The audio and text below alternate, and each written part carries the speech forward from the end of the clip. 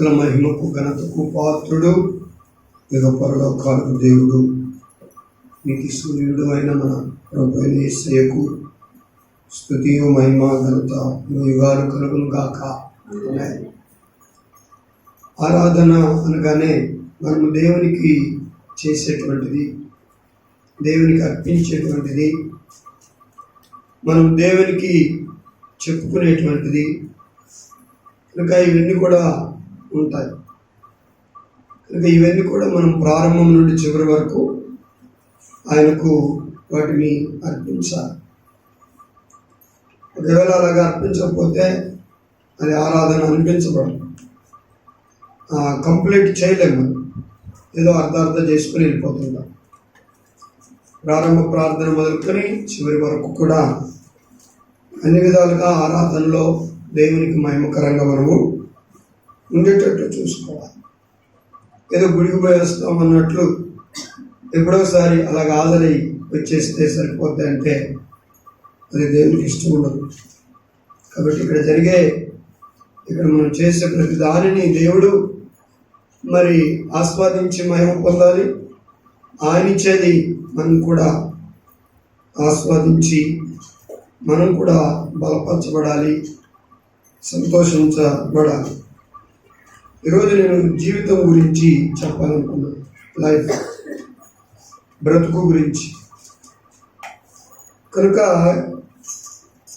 ఇక్కడ పౌలు గారు అంటారు, మంచి పోరాటము పోరాడాను, నా పరుగు కడగొట్టించాను, విశ్వాసమును కాపాడుకున్నాను, ఇక నా కోసము నీతి కిరీటము ఉంచబడింది. ఇక్కడ ఈ 7వ వాక్యంలో పౌలు తన జీవితం గురించి చెప్తున్నాడు. పౌలు అంటాడు, నేను మంచి పోరాటం పోరాడాను. పౌలు గారు అంటారు, నా విశ్వాసాన్ని కాపాడుకున్నాను. పౌలు గారు అంటారు, నా కోసము నీతి కిరీటము ఉంచబడింది. చూడండి, ప్రారంభం పౌలు ప్రభువును అంగీకరించింది మొదలుకొని చివరి శ్వాస వరకు కూడా తను అనుభవించిన, తను జీవించిన దాని గురించి తను తెలియజేస్తున్నాడు. ఈరోజు మనం కూడా దేవుని బిడ్డలారా, ప్రభువును అంగీకరించడం ముందు అది జీవితమే కాదు, అది బ్రతికే కాదు. ఎందుకంటే ఎలాగంటే అలాగా జీవించాం, దానికి ఒక గురి లేదు. మన మనసుకు వచ్చినట్లు, మన శరీరం ఆశించినట్లు మనము మన ఆలోచనల ప్రకారం నడిచాము. అది ఎంత మాత్రం కూడా ఒక మంచి జీవితం కాదు.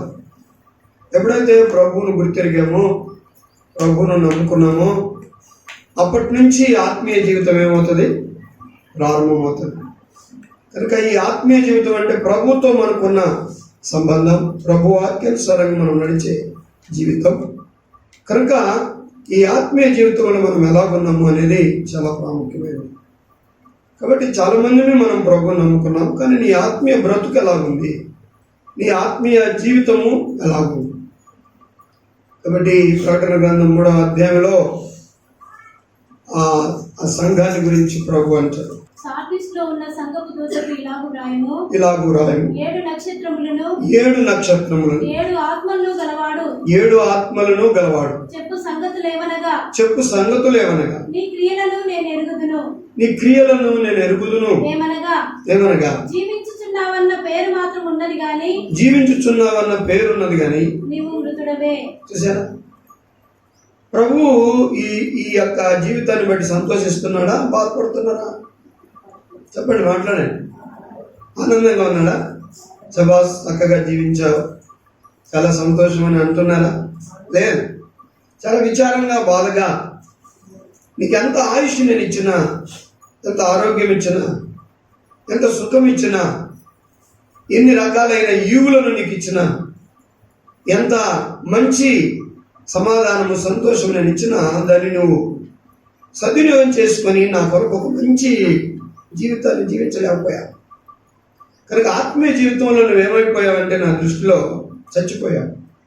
అందుకని ప్రభు అంటాడు, నీవు అనుకుంటున్నావు నేను జీవిస్తున్నానని, నేను జీవిస్తున్నానని నువ్వు అనుకుంటావు, కానీ నా దృష్టిలో నువ్వేమైపోయావు? మృతుడవే, చచ్చినటువంటి వాడవే. నా లైఫ్లో, నా జీవితంలో నువ్వు చచ్చినోడవే. నువ్వు ఏమాత్రం కూడా నీకు విలువ లేదు నాలో, నీ పట్ల నాకు విలువ లేదు. ఎందుకంటే నువ్వు చచ్చినోడు. కాబట్టి అవాదం కూడా చచ్చిపోయారు. ఎందువలన చచ్చిపోయారు? దేవుని యొక్క ఆజ్ఞను వారు అతిక్రమించినందువలన వారు దేవుని దృష్టిలో ఏమయ్యారు? చచ్చిపోయారు. శారీరకంగా చావలేదు, అది నిదానంగా వస్తుంది. కానీ ఆత్మీయంగా దేవునికి మనకున్నటువంటి సంబంధంలో మన జీవితంలో మనం ఏమైపోయింట? చచ్చిపోయింట. కనుక చచ్చిన వాళ్ళని దేవుడు పెట్టుకోడు. ఏం చేశాడు? ఇమీడియట్గా దేవుడు ఆదాము నోవను ఆయన సహవాసం నుండి, ఆయన తోటలో నుండి, ఆయన కన్నుల ఎదుట నుండి గెంటిపడేసి. ఇంత భయంకరం కదా, చాలా భయంకరం. కనుక సచ్చిన వాళ్ళతో దేవునికి ఏం ప్రయోజనం కదా? బ్రతుకున్నావంటే దేవుల్లో నువ్వు పాటలు పాడాలి, బ్రతుకున్నావంటే దేవుల్లో నువ్వు ఆరాధన చేయాలి, బ్రతుకున్నావంటే దేవుల్లో నువ్వు వాక్యం చదవాలి, బ్రతుకున్నావంటే నువ్వు అనుదినం ప్రార్థన చేయాలి. నువ్వు బ్రతుకుంటే దేవుల్లో ఇవన్నీ చేయాలి. దేవునితో సంబంధం లేకుండా, వాక్యంతో సంబంధం లేకుండా, నీకు ఆయనకు పొంతం లేకుండా నువ్వు జీవించే జీవితము అది దేవుని దృష్టిలో జీవితమే కాదు, అదేమైనట్లు సచ్చిన జీవితం. అందుకని సచ్చిన వాళ్ళను దేవుడు కేర్ చేయడు, లెక్క చేయడు. అందుకే ఆదాము నవ్వను గెంటి పడేసి, తోటలో నుండి వెళ్ళిపో, నా కన్నులను ఎదుట నుండి మీరు వెళ్ళిపోండి, నా ఎదుటికి రాకండి అని గెంటి పడేసి. ఎలాగ పంపించాడు? మంచి ఎండి బంగారాలు ఇచ్చి పంపించాడా? శపించి పంపించాడు. ఎవరి శాపం అది? దేవుని శాపం.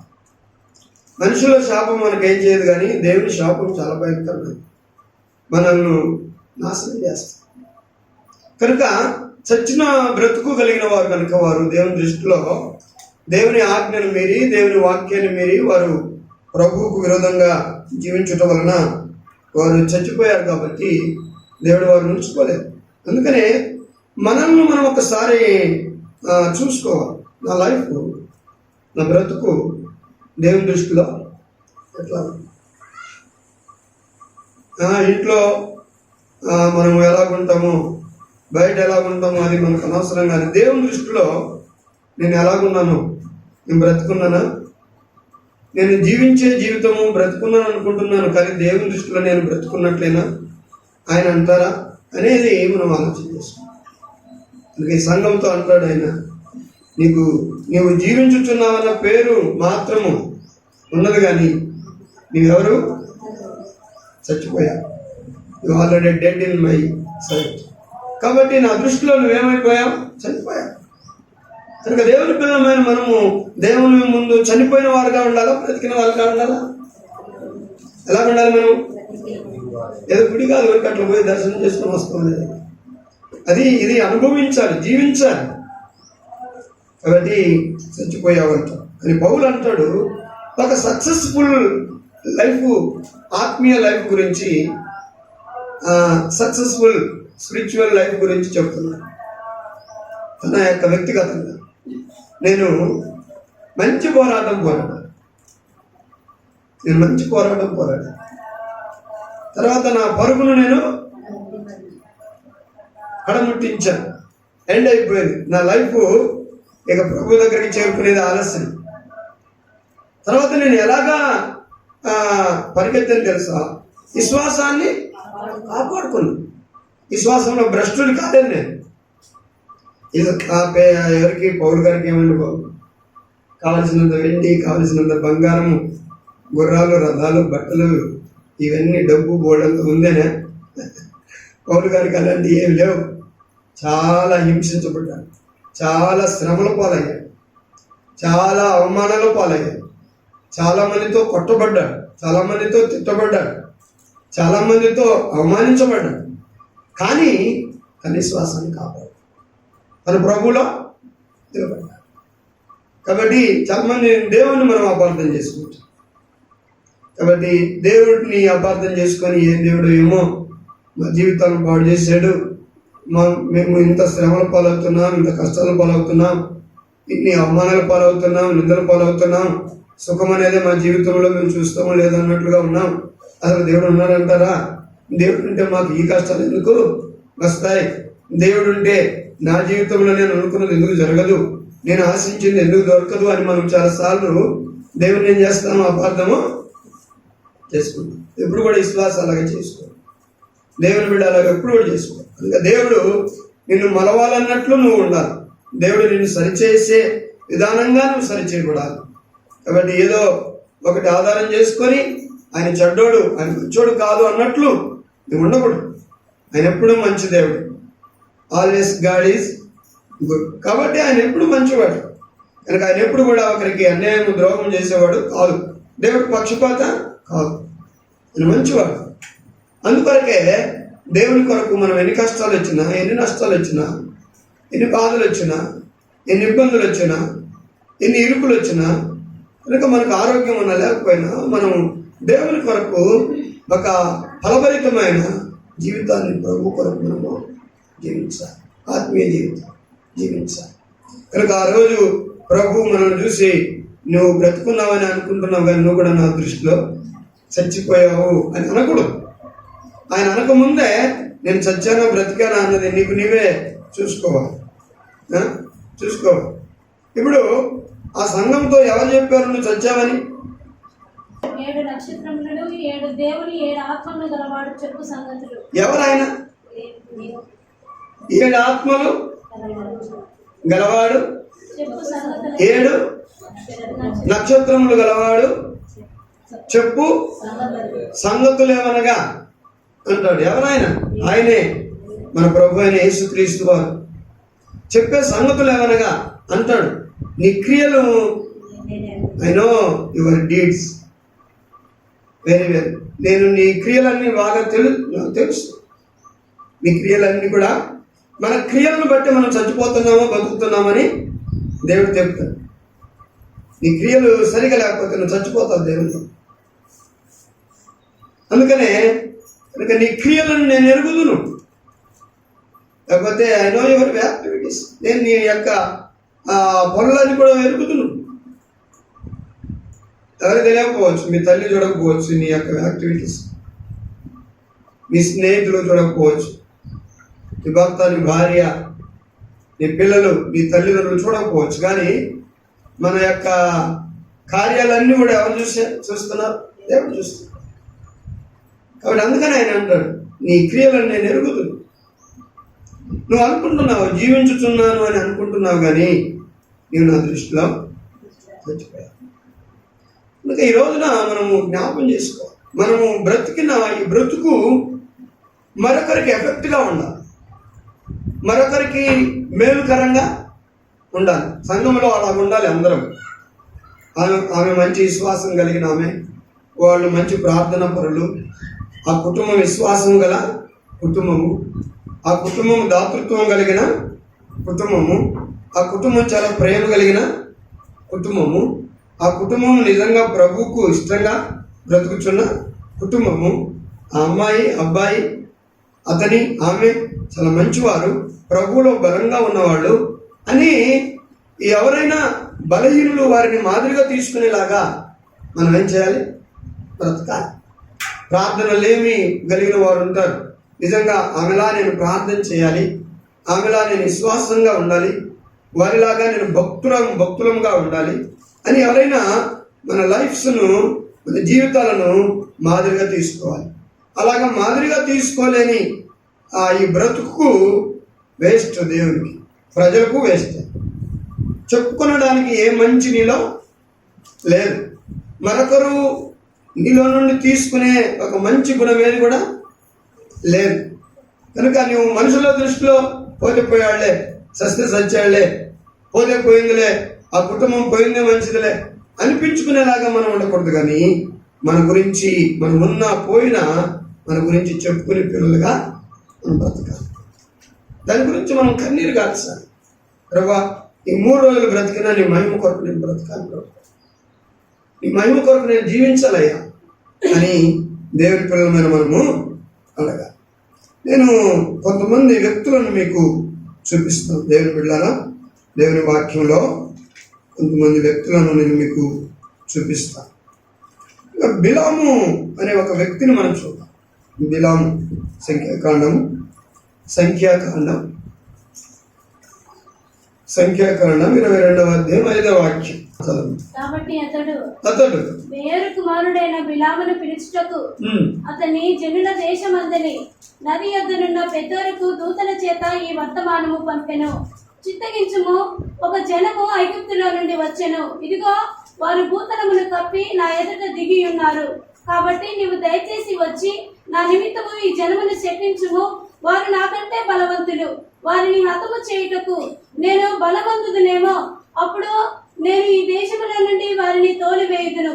ఏదైనగా నీవు దీవించువాడు దీవింపబడుననియు, శపించువాడు శపింపబడుననియు నేను ఎరుగుదును. కాబట్టి ఇక్కడ బిలాముతో ఒకరు మాట్లాడుతుండడం మనం చూస్తాం. ఎవరతని? బాలాకు రాజు.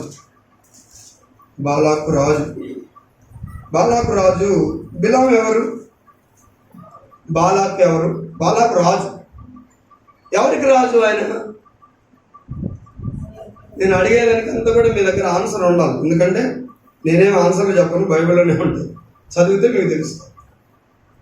బాలాకు ఎవరు? మోయాబీల రాజు. కాబట్టి ఈ మోయాబీలు ఎవరి సంతానము? లోతుకు తన కుమారులకు పుట్టినటువంటి వాళ్ళు. ఇక మోయాబీలు, అమ్మోనీయులు చాలా చెప్పుకోదగినంత సంతానం ఏమి కాదు, మాదిరి అయిన సంతానం కాదు. చాలా చెప్పుకోవడానికే చాలా అసహ్యం ఉంటుంది.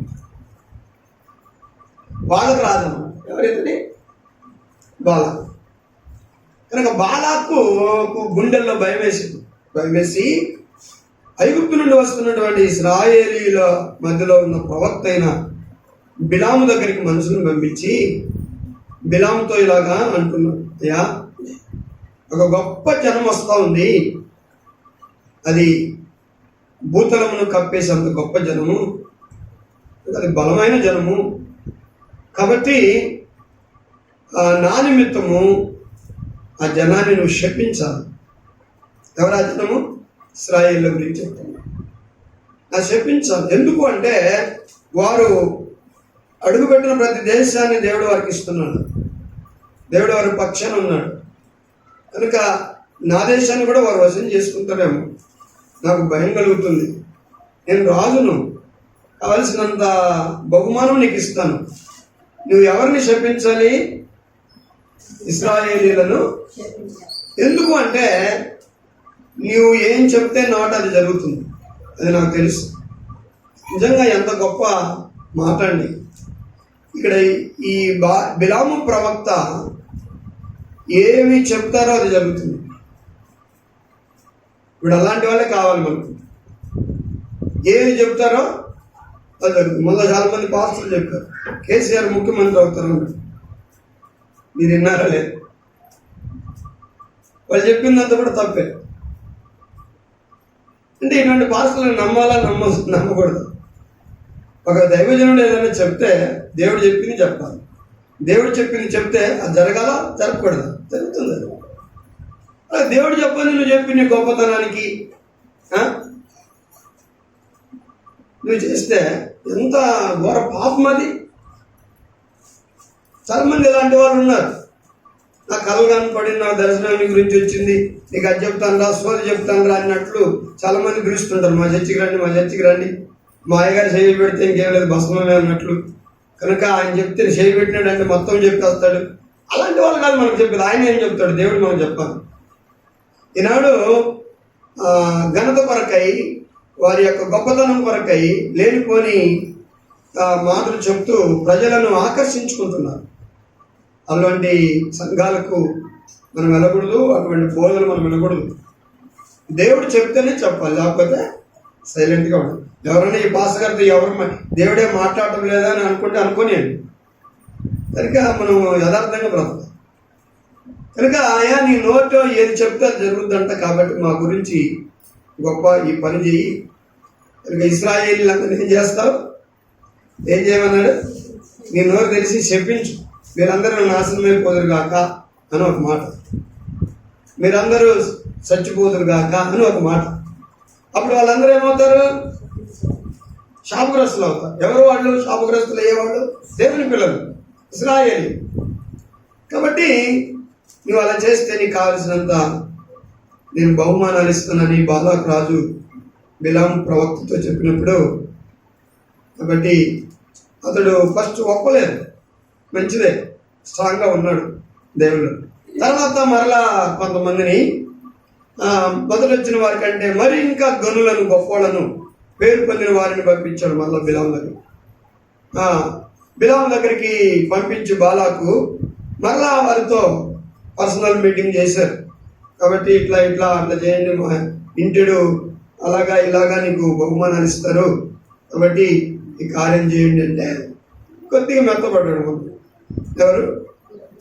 బిలాము కొద్దిగా మెత్తపడ్డాడు. ఫస్ట్ ఉన్నంత కఠినంగా మాట్లాడు, నేను చెప్పను, యెహోవా నా నోట ఉంచిన మాట చెప్తాను, కానీ నువ్వు నాకు ఇంటిడి బంగారం ఇచ్చినా నేను చెప్పన్నాడు. గెటౌట్ అన్నాడు. బాగానే ఉంది. తర్వాత రెండోసారి వచ్చినప్పుడు కొద్దిగా మెత్తపడ్డాడు. ఉండండి, దేవుని అడిగి చెప్తాను. ఇంకేంటి అడిగేది? దేవునికే ఇష్టం లేదు అసలు.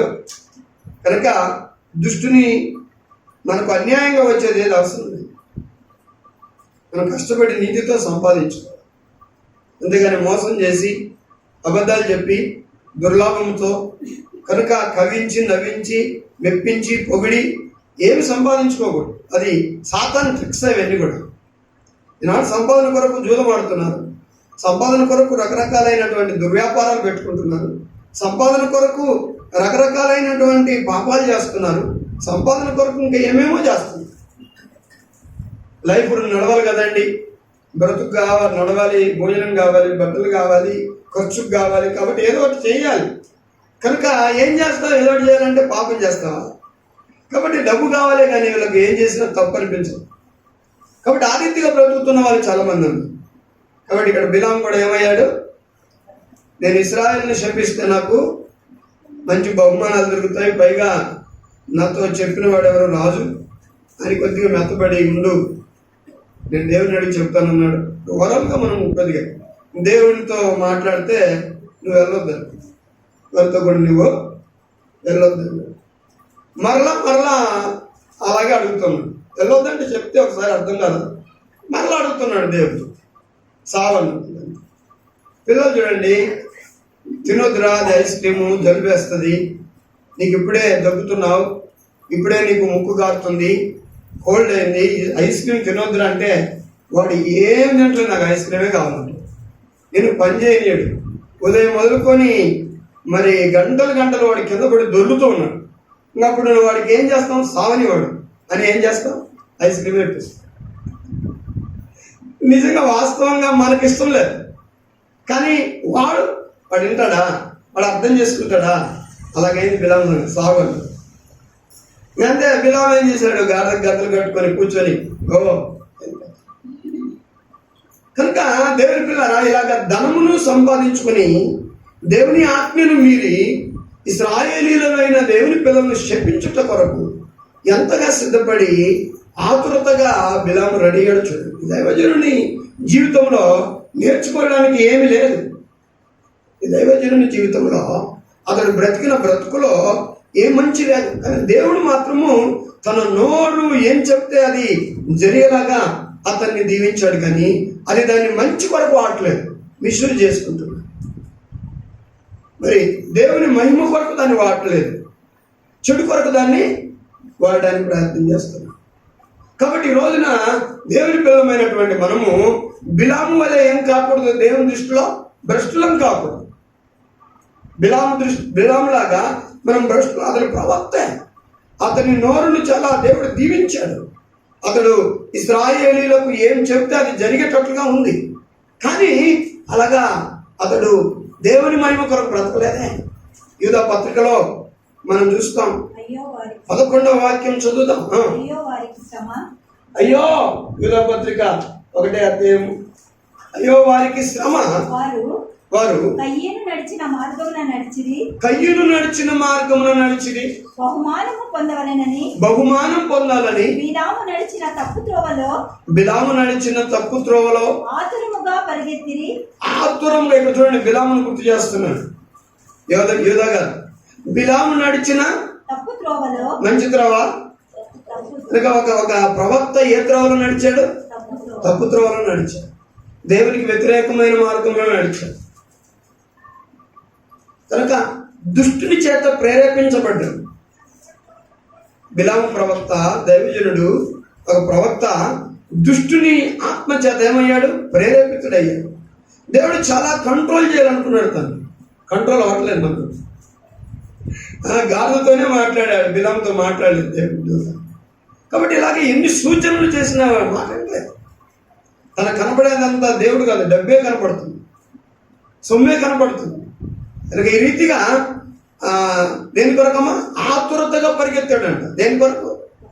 తప్పు త్రోవలో, తప్పు త్రోవలో ఆతురంగా, చాలా ఇప్పుడు మనం ఆతురంగా దేనికి పరిగెత్తాలంటే ప్రార్థన చేయడానికి, ఆరాధనకు రావడానికి, బైబిల్ చదవడానికి, మంచి చేయడానికి చాలా తొందరగా మనము ముందుకు రావాలి. మనం చెడు చేయడానికి ఎప్పుడు ముందుకు పోకూడదు తొందరగా.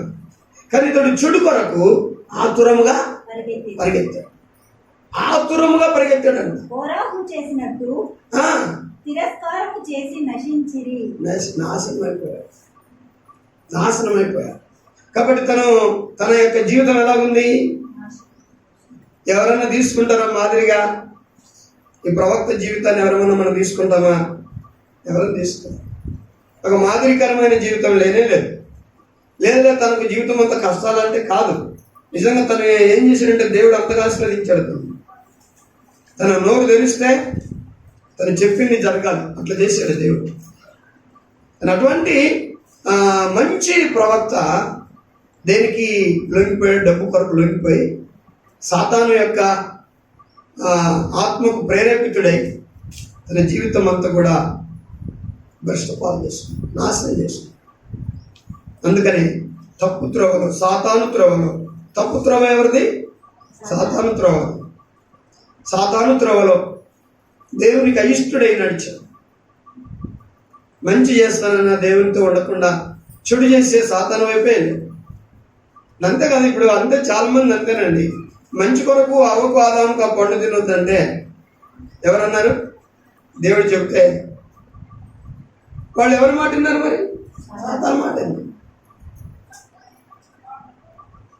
మనం యవనస్తులకు మన పిల్లలకు చెప్పుకుంటాం, రే మంచిది అలాగ పోదురా, ఇలా పోదురా, అలా మాట్లాడొద్దురా, ఇలా మాట్లాడొద్దురా, ఎందుకంటే నీ లైఫ్ అంతా దాటుకొని వచ్చాము మేము, అలా చేసి ఇలా చేసి భ్రష్టులమయ్యాం, పాడైపోయాం, నువ్వు కూడా నాయన మా కళ్ళ ముందు ఎదుగుతున్నావు, భ్రష్టుడే కావద్దు, నా కుమార్తె బాగుండమ్మని మనం చెప్తాం. కానీ అది మనకు ఎక్కాలి కదా. దాన్ని చేస్తే ఏమవుతారు?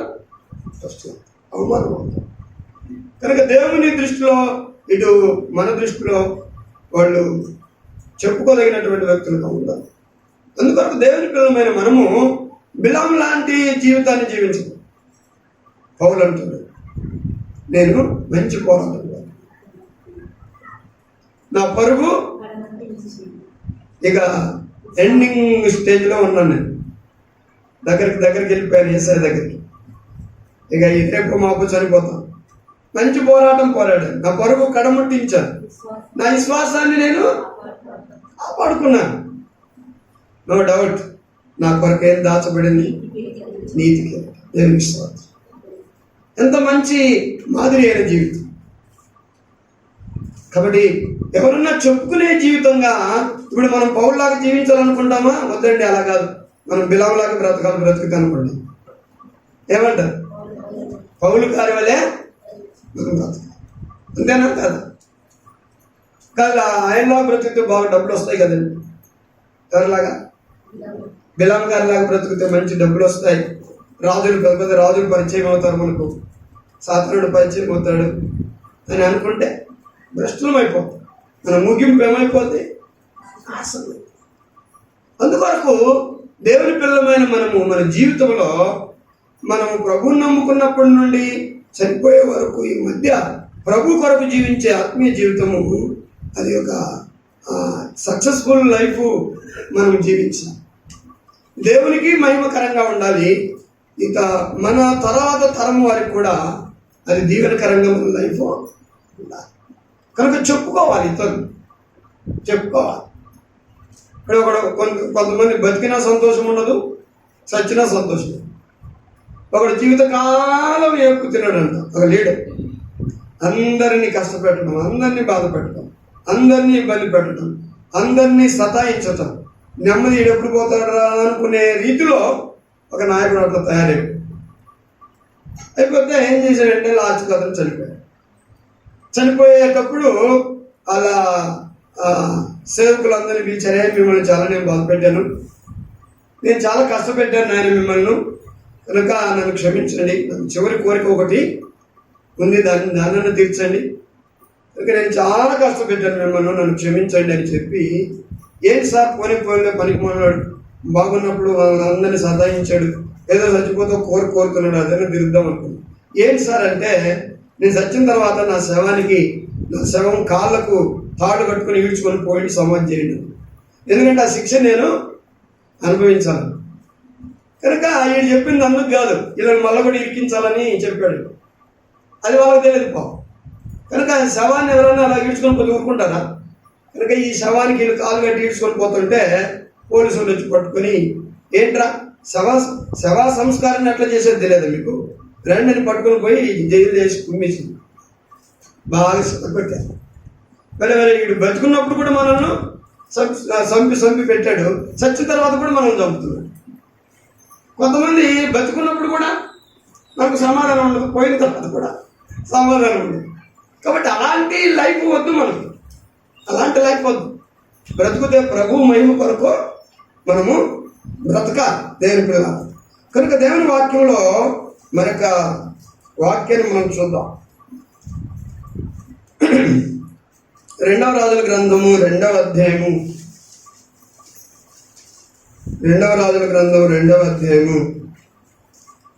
9వ వాక్యం నుండి మనం చూద్దాం.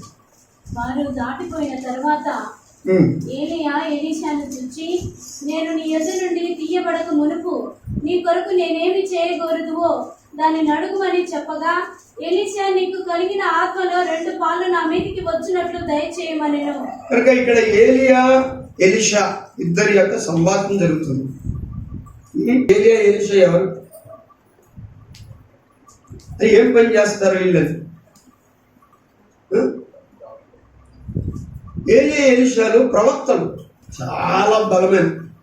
కనుక కొంతమంది ప్రవక్తల పేరులో ఏ గ్రంథం లేదు బైబిల్లో. కొంతమంది దైవజనుల పేర్లో, ప్రవక్తల పేర్లు ఏమున్నాయి? గ్రంథాలు ఉన్నాయి. మీరు అనుకున్న వాళ్ళు ఎవరైనా చెప్తారా మీరు? ప్రవక్తల పేర్లో ఏ గ్రంథాలు ఏమైనా ఉన్నాయో మీకు ఏమైనా తెలుసా? యోనా ప్రవక్త, కనుక యోనా పేరు బుక్ ఉందా? ఉంది. ఇంకా అంతేనా? యోనా ఒకడైనా ఉండేది? యెషయా, ఇర్మియా, మలాకి, మీకు పరిచయం లేదనుకుంటా బైబిల్. యెషయా, ఇర్మియా, మలాకి, ఓబద్యా, జకరియా, మీకా, నహూము, ఆమోసు. కాబట్టి వీళ్ళందరూ కూడా ఎవరు? ప్రవక్తలు. ఇలా పేర్లు ఏమున్నాయి? ఒక బుక్ ఉంది.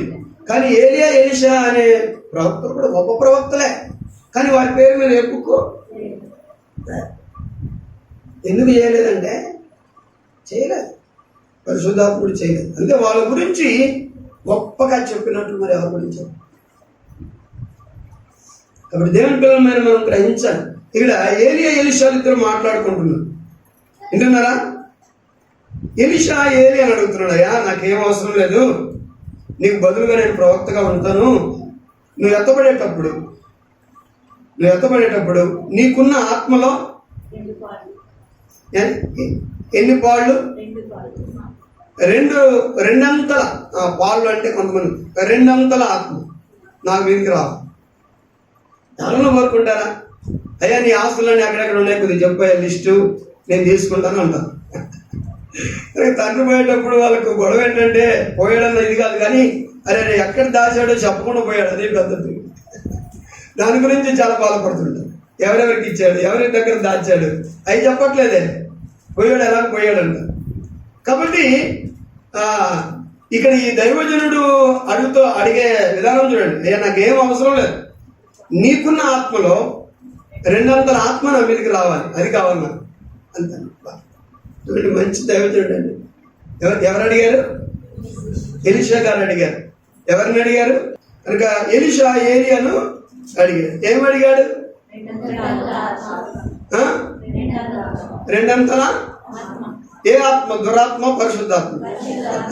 కనుక పరిశుద్ధాత్మ నాకు కావాలి. 200 ఆత్మ. నీకు 50% ఆత్మ ఉందనుకోండి, నాకు 100% ఆత్మ కావాలి. నీకు 100% ఆత్మ ఉంటే నాకు 200% ఆత్మ కావాలి. డబల్ కావాలి నాకు అని కోరుకున్నాను. ఈరోజు మా అమ్మ అరగంట ప్రార్థన చేస్తే నేను గంట ప్రార్థన చేస్తాననే వాళ్ళు ఎవరు? మా నాన్న ఒక 15 నిమిషాలు వాక్యం చదివితే నేను ఒక అరగంట వాక్యం చదువుతాననే వాళ్ళు ఎవరున్నారు? లేరు. డబల్ చేయాలని, ఆత్మీయంగా డబల్ కావాలనే వాళ్ళు ఎవరు లేరు. డబ్బు అయితే కావాలి. ఆమెకొకటి నాకు 2 డ్రెస్సులు తీ, ఆమెకు ఒకటే డ్రెస్ ఇది, నాకు 2 డ్రెస్సులు తీ. నాకు అన్ని 2 జతల చెప్పులు, 2 జతల తినే కంచాలు, తినే ప్లేట్లు, 2 జతల చెప్పులు, అవి ఇవి కావాలి. వాచ్లు చాలా మందికి 4-5 ఉంటాయి, ఒకటొకటి మారుస్తుంది. ఇక డ్రెస్సును బట్టి కూడా మారుస్తారు కళ్ళు. కాబట్టి అలాంటివన్నీ చాలా చాలా ఉంటాయి. కొంతమందికి అయితే ఆ డబ్బాలలో ఇది ఏమి బ్యాంగిల్ షాప్ అన్నట్టుగా ఉంటాయి గాజులు. ఉండొద్దని కాదు నేను చెప్పేది, కానీ ఆత్మీయతలో కూడా మనం ఏం చేయాలి? ఎదగాలి. అది చెప్తున్నాను. ఆత్మీయతలో కూడా మనం ఎదగాలి. నేను 15 నిమిషాలు ప్రార్థన చేస్తే అరగంట ప్రార్థన చేస్తాను. నేను 15 నిమిషాలు వాక్యం ప్రార్థన చేస్తే అరగంట ప్రార్థన చేస్తాను.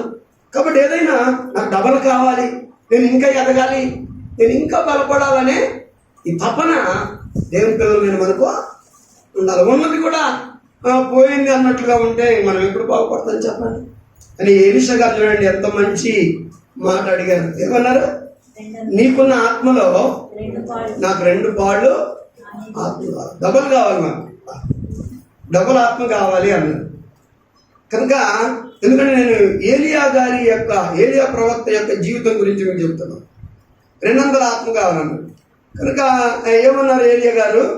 మరొక చదవండి అమ్మా, చదవండి. నీవు అడిగినది చాలా కష్టంగా, నా స్వాధీనంలో లేదు, అది ఇచ్చేవాడు దేవుడా. అయితే నీ యొద్ద నుండి నేను ఎత్తబడుతున్నప్పుడు నేను నీకు కనబడిన ఎడల ఆ ప్రకారము నీకు లభించును. ఏమి లభిస్తుంది? ఏలియా చనిపోయాడా, చనిపోలేదా? వెనకుండా చదువుతుంది. ఏలియా గారి సమాధి లేదు ఇక్కడ భూమి మీద. ఆయన సజీవంగా దేవుడు తీసుకుని పోయాడు. ఏలియా సమాధి ఇక్కడ లేదు. అందుకనే దేవుడు అన్నాడు, నిన్ను సుడిగాలి తెలుసా, రౌండ్గా చుట్టేస్తుంది గాలి, పైకి లేస్తుంది. ఆ గాలిలో నేను తీసుకొని పోతానన్నాడు దేవుడు. కనుక అందుకనే ఆ గాలిలో నన్ను దేవుడు తీసుకొని పోయేటప్పుడు నేను నీకు కనబడ్డానా ఎలీషా? నువ్వు అడిగింది నీకు దొరుకుతుంది, నేను కనబడకపోతే నీకు దొరకదు. కనుక ఇక చాలా జాగ్రత్తగా నేను అక్కడికి వెళ్తాను, నేను ఇక్కడికి వెళ్తానని ఏలి అంటుంటే కూడా ఎలీషా వదిలిపెట్టలేదు. నువ్వు ఎక్కడ నాకు కనపడకుండా వెళ్ళిపోతావేమో. కనపడకుండా వెళ్ళిపోతే నాకు నష్టం అవుతుంది. ఏం నష్టం అవుతుంది? 200 ఆత్మను పోగొట్టుకుంటాను నేను. చూడండి ఎంత వేదన పడుతున్నాడు పరిశుద్ధాత్మ కొరకు. 200 ఆత్మను నేను పోగొట్టుకుంటాను. అందుకనే నా వెళ్ళినవాడ, నా జీవం తోడు, యెహోవా జీవం తోడు, నువ్వు ఎక్కడికి వెళ్తే నేను అక్కడికి వస్తాను. నువ్వు ఎక్కడికి వెళ్తే నేను అక్కడికి వస్తా, నేను వదిలిపెట్టను అంట. అందుకనే కూసేపు అయినా ఒక క్షణం కూడా ఏలియాను వదిలిపెట్టకుండా ఎలీషా అకస్మాత్తుగా వారు నడుస్తూ ఉంటే ఆ గాలి చేత అతడు కొనిపోబడుతున్నప్పుడు ఎలీషా చూశాడు, ఏలియా రగ్గు పట్టుకున్నాడు. ఏలియా వెళ్ళిపోయినప్పుడు అప్పుడు ఎలీషా ఏలియా గురించి కొన్ని మాటలు మాట్లాడు. ఎలీషాను చూచి, ఆ. నా తండ్రి ఇశ్రాయేలు వారికి రథములు రౌతులను నీవే అని కేకలు వేసింది. ఇక్కడ ఒక మాట మాట్లాడుతున్నాడు. ఎవరు? ఎలీషా గారు. ఎవరి గురించి? ఏలియా గురించి. ఏమంటారు? నా తండ్రి, నువ్వు వెళ్ళిపోతున్నావా నన్ను విడిచి? నాకు తోడుగా ఉండకుండా, ఇశ్రాయేలుకు తోడుగా ఉండకుండా నువ్వు వెళ్ళిపోతున్నావా? దేవుడు నేను తీసుకుని వెళ్ళిపోతున్నాడా? నువ్వు ఎలాంటి వాడో తెలుసా? మాకు ఇశ్రాయేలీల వారికి నీవు రథములను రౌతులను నీవే. చప్పట్లు కూడా దేవుని భయపడతావు. నువ్వే. ఏంటండి రథాలు రౌతులు? నీవు ఇశ్రాయేలీలకు ఒక బలము లాంటి వాడవు. You are strength of Israels. నువ్వు ఇశ్రాయేలీలకు బలము లాంటి వాడవు. ఇశ్రాయేలీలకు నువ్వు రౌతు లాంటి వాడవు. ఇశ్రాయేలీలకు గుర్రముల వంటి వాడవు. ఆ కాలంలో ఎవరికి ఎక్కువగా గుర్రాలు, రౌతులు, రథాలు ఉన్నాయో వారి జోలికి ఎవరు వెళ్ళరు. ఎందుకంటే వారంటే భయం. వీళ్ళ దగ్గర చాలా గొప్ప సైన్యం ఉంది, వీళ్ళ దగ్గర చాలా గుర్రాలు ఉన్నాయి, వీళ్ళు తరిమి మనల్ని విడిగా పట్టుకుంటారు.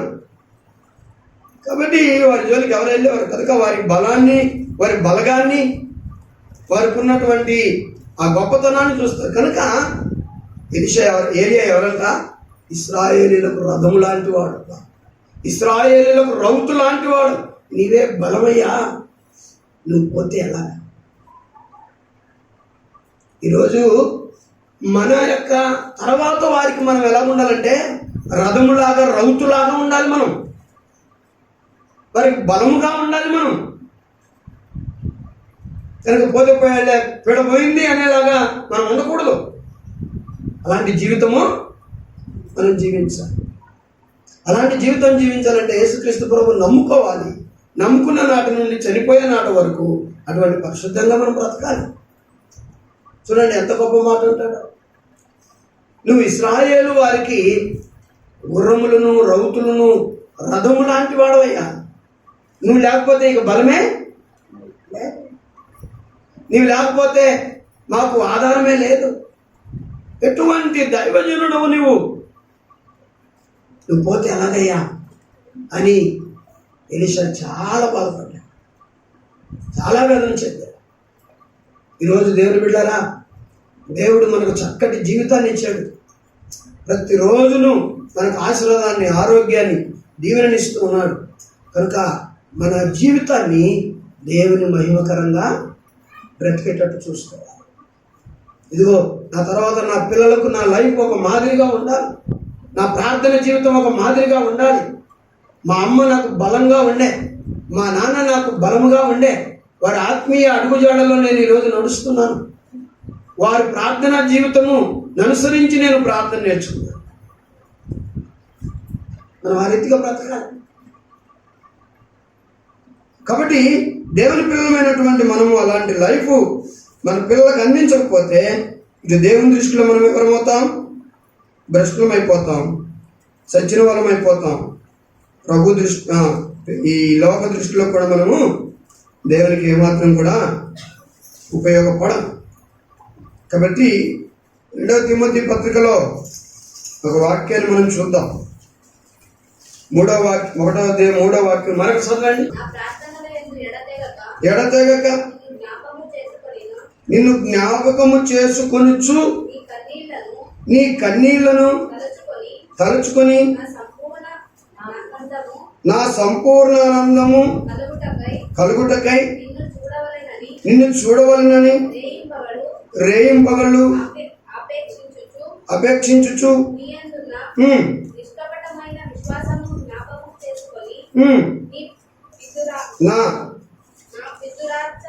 నా పితురాచార ప్రకారము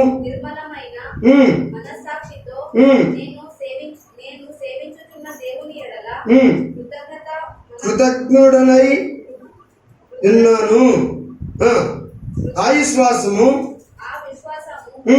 మొదట నీ అవ్వ అయిన లోయలోను నీ తల్లి అయిన యునేకెలోను వసించెను. ఉమ్, అది నీయందు ఉమ్, సహవసించుచున్నదని నేను నేను రూఢిగా నమ్ముచున్నాను.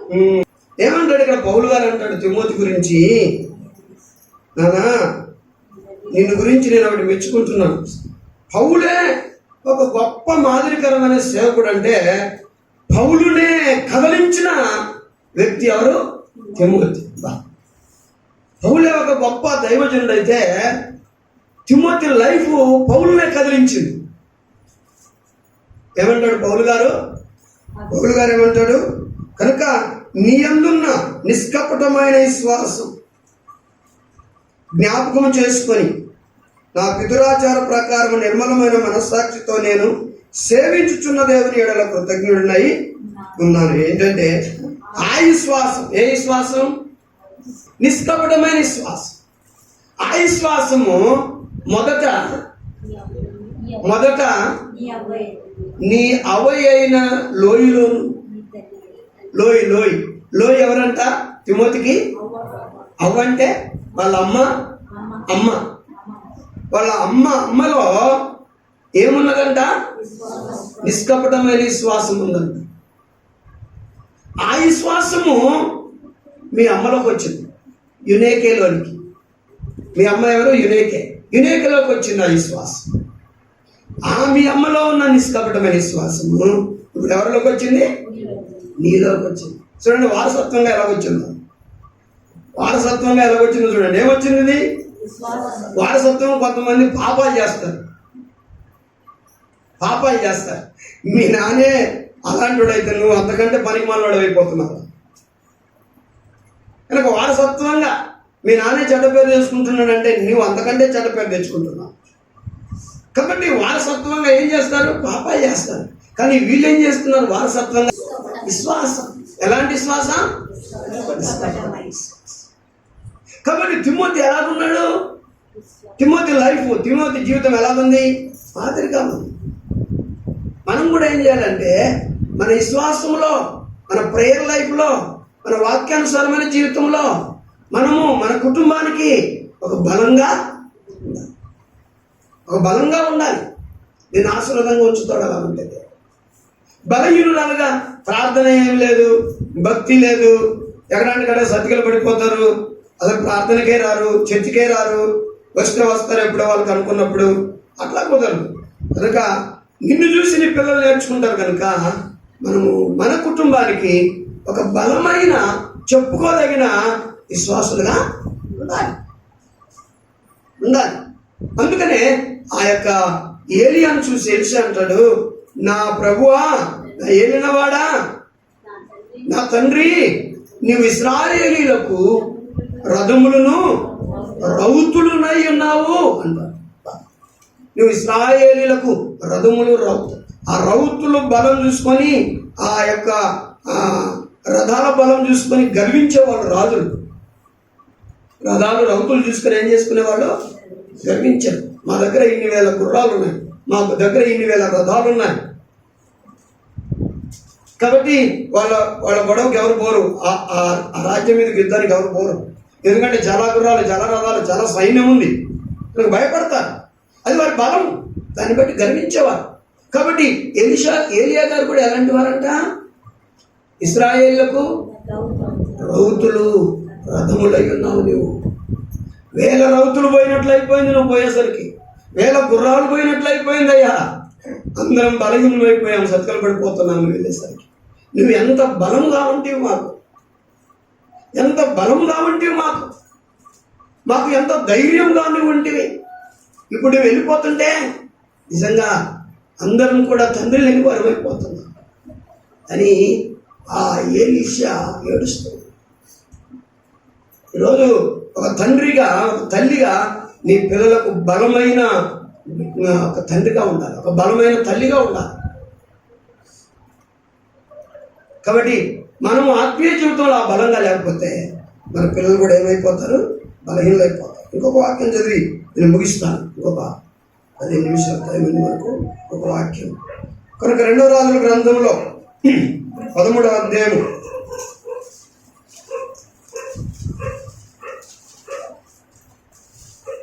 14వ వాక్యాన్ని మనం చూద్దాం. అంతటా ఎలీషా ఉమ్.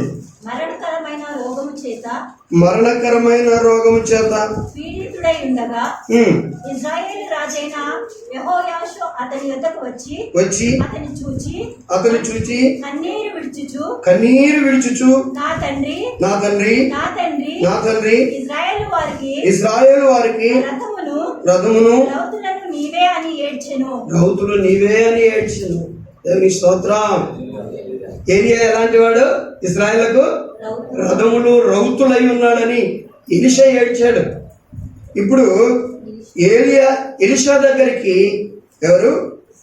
ఇశ్రాయేలు రాజు వచ్చి అతడు అనారోగ్యంతో పడి ఉన్నటువంటి ప్రవక్తను చూసి ఎలీషా గారిని ఏడుస్తూ ఇలా మాట్లాడుతున్నాడు. అయ్యా, నువ్వు వెళ్ళిపోబోతున్నావు, నువ్వు చనిపోబోతున్నావు, నువ్వు ఎలాంటి వాడో తెలుసా? ఇశ్రాయేళ్లకు రథము లాంటి వాడు, రౌతు లాంటి వాడు.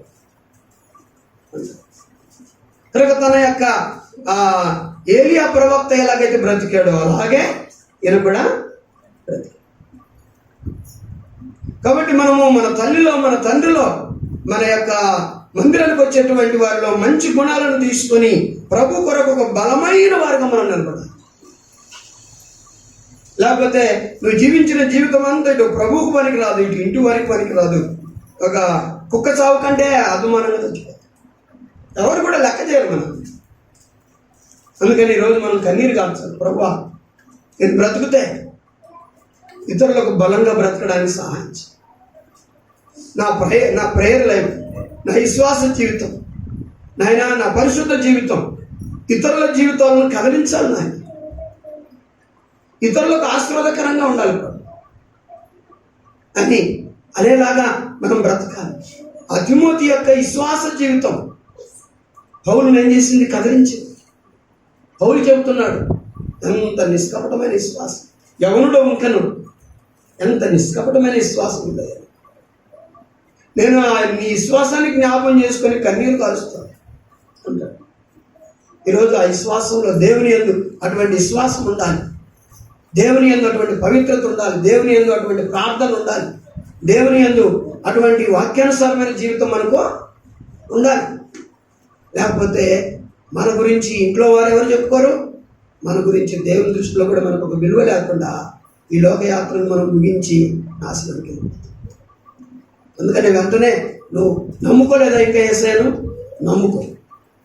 నమ్ముకొని ఇలాంటి ఒక బలమైన జీవితం జీవించి నీ ఇంటి వారికి, నీ ఇరుగు పొరుగు వారికి ఒక విశ్వాసిగా నీవు బలంగా ఉండు. ఇటు సంఘస్థులకు బలంగా ఉండు, దేవునికి మహిమకరంగా ఉండు. లేకపోతే నేను ఎవరికి పనికి రాకుండా. బిలాము ప్రవక్త గురించి అలాగా మాట్లాడతారా? అయ్యా, నువ్వు ఇశ్రాయేళ్లకు గుర్రంలాగా రౌతులాగా ఉన్నావని అంటారా? ఎందుకంటే డబ్బు వెనకాల పరిగెత్తాడు, భ్రష్ట చేసుకున్నాడు బ్రతుకు.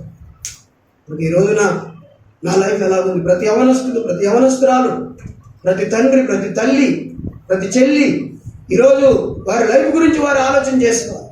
నా స్నేహితులు ఎలాంటి వారు, నేను ఎలాంటి వారితో స్నేహం చేస్తున్నాను, నా బ్రతుకు ఎలాంటిది, నేను ఎటువంటి అలవాట్లు నేర్చుకుంటున్నాను, నేను దేవునికి ఇష్టడైనా, దేవునికి దూరంగా అయిపోతున్నానా, నాకు వాక్యం ఉందా, ప్రార్థన ఉందా, నా లైఫ్ ఏమి ఇలాగైపోతుంది అనేది నువ్వు ఆలోచన చేయకపోతే నీ బ్రతుకు పాడైపోతావు, చచ్చిపోతాను.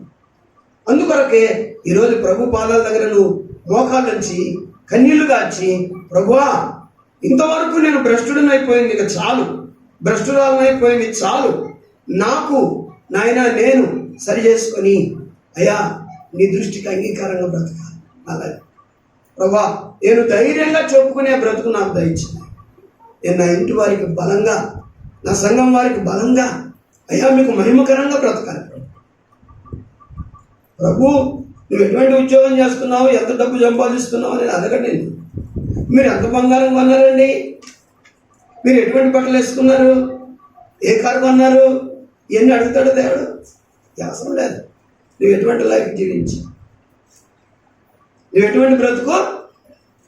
ఎందుకంటే 2 కొరింథీ పత్రిక 10వ అధ్యాయము 5వ వాక్యంలో, 5వ అధ్యాయం 10వ వాక్యంలో, 2 కొరింథీ 5:10లో ఎందుకనగా తాను జరిగించిన క్రియల చొప్పున తాను జరిగించిన క్రియల చొప్పున అవి మంచివైనను సరే, అవి మంచివైనను సరే, చెడ్డవైనను సరే, చెడ్డవైనను సరే, దేహముతో జరిగించిన వాటి ఫలమును దేహముతో జరిగించిన వాటి యొక్క ఫలము ప్రతి వాడును పొందునట్లు ప్రతివాడు అనుభవించినట్లు పొందినట్లు మనమందరమును క్రీస్తు న్యాయపీఠం ఎదుట క్రీస్తు న్యాయపీఠం ఎదుట ప్రత్యక్షము కావలేను. హాజరు కావాలి. ఇది మాత్రం గుర్తుపెట్టుకోవాలి. మనం అందరం ఎక్కడ హాజరు కావాలి? చనిపోయిన తర్వాత ఆయన దగ్గర హాజరు కావాలి. ఎందుకంటే ఈ దేహంతో మనం ఏమేమి జరిగించాము వాటన్నిటిని బట్టి ఆయన లెక్క చెప్పాలి. అందుకని చాలా జాగ్రత్తగా బ్రతకాలి. మనం ఈ క్రైస్తవ జీవితము చాలా జాగ్రత్తగా ఉంటుంది. ఎవరుడా ఎవరుస్తున్నారా నా ప్రియమైన దేవుని పిల్లలారా, మనం అందరం కూడా అలాంటి జాగ్రత్తగా బ్రతకపోతే మనం బ్రతుకోక విలువ ప్రభు అంటాడు, నువ్వు చచ్చినోడివే కానీ నీ వల్ల నాకేం ఉపయోగం లేదు. కాబట్టి నువ్వు ఈ రోజు నుంచి క్రీస్తులో ఉన్న శక్తిని పొందుకోవడానికి ఏరుపారా, ఆయనలో ఉన్న సారం తీసుకోవాలి, మోకాళ్ళ మీద పడాలి, వాక్యం చదవాలి, కన్నీరు గార్చాలి, ప్రార్థించాలి. సిచ్యువేషన్ అంటే పరిస్థితులు ఎంత భయంకరంగా ఉన్నా సరే అది నీకు కష్టమేమో కానీ నీ దేవునికి కష్టము కాదు. వాటన్నిటిని కూడా సరిచేయగలిగిన సామర్థ్యం కలిగిన దేవుడు మనకు ఉన్నాడు. అందుకని అటువంటి ఏలియా, ఎలీషా, తిమోతి, అలాగనే పౌలు గారు లాంటి ఆ మంచి జీవితాన్ని మనం జీవించుదాం. అనేకులకు మాదిరిగా ఉండి మన యాత్రను ముగించుకుందాం. ప్రభువుకు మహిమకరంగా బ్రతుకుదాం. అలాంటి కృప దేవుడు మనకందరికీ ఇచ్చిందాక. ఆమేన్.